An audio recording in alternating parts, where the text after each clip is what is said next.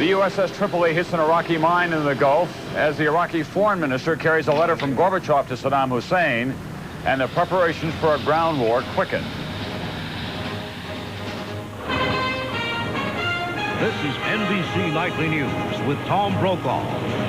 Tonight, America at war.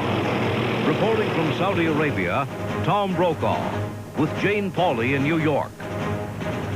Good evening from Saudi Arabia, where troops at the front, in the sky, and at the sea tonight continue to prepare for a ground war, especially since there was no dramatic breakthrough today when the Iraqi Foreign Minister Tariq Aziz met in Moscow with Soviet President Gorbachev.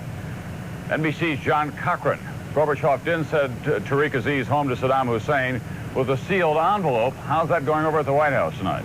Well, over the weekend, Tom, George Bush went out of his way to say he was confident that Gorbachev would not go off the reservation, that he would not try to cut a deal that would be unacceptable to George Bush.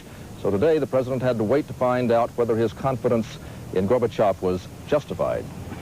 Walking the beach before leaving Kennebunkport, the president strode quickly and straight ahead. But when asked about the talks in Moscow, he sidestepped. I have nothing to say about the Soviet matter. There's a lot of interesting things happening. I don't want to talk about them. The president could not say much because the Soviets had not briefed him on the talks. The session between Gorbachev and Foreign Minister Aziz lasted 3.5 hours. The Soviets said they were offering a concrete plan, but would not say what was in the concrete. After the talks, Gorbachev's spokesman sounded upbeat, sort of. The plan envisages political measures which we believe were received with understanding by the Iraqi side. As Tariq Aziz left Moscow for Baghdad, he said he would report to Saddam Hussein and would return to Moscow very soon with Iraq's reply. When President Bush returned to the White House, he still had not heard from the Soviets.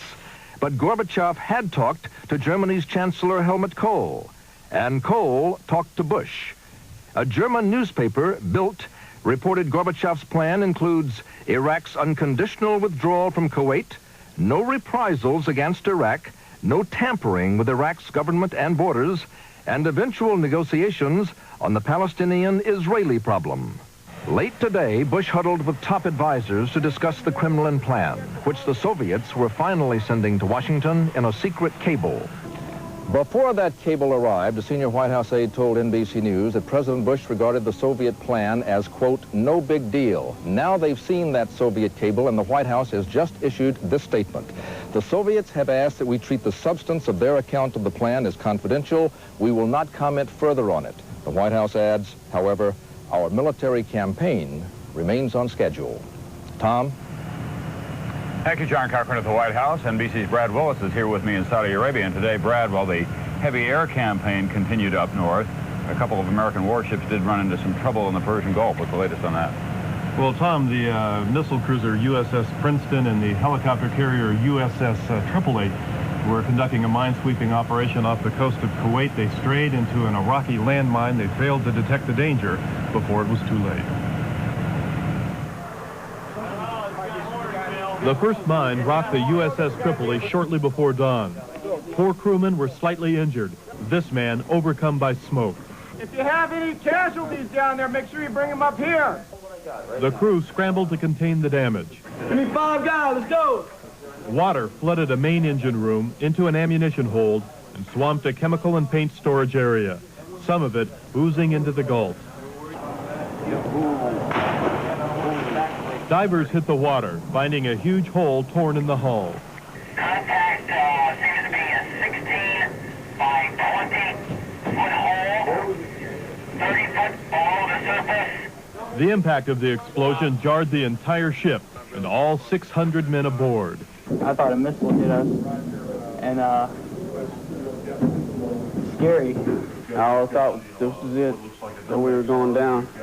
It was like a nightmare almost. For several hours, the Tripoli sat dead in the water. Officers called for calm. Our self-defense systems are in place, but we are no threat. We don't need to have someone overreact. Other minesweepers and battleships converged on the area. Several more mines were spotted and then marked for later disposal. The Tripoli's mission is to spot and sweep for mines with the help of its own helicopter fleet. But this morning brought proof of just how dangerous Gulf waters are even for ships designed to make them safe. Now, the Tripoli was able to restore its power. No word yet on whether it will be able to continue its mission. The Princeton suffered more serious damage. It will have to be towed to safety for repairs. Tom? Thank you, Brad Willis.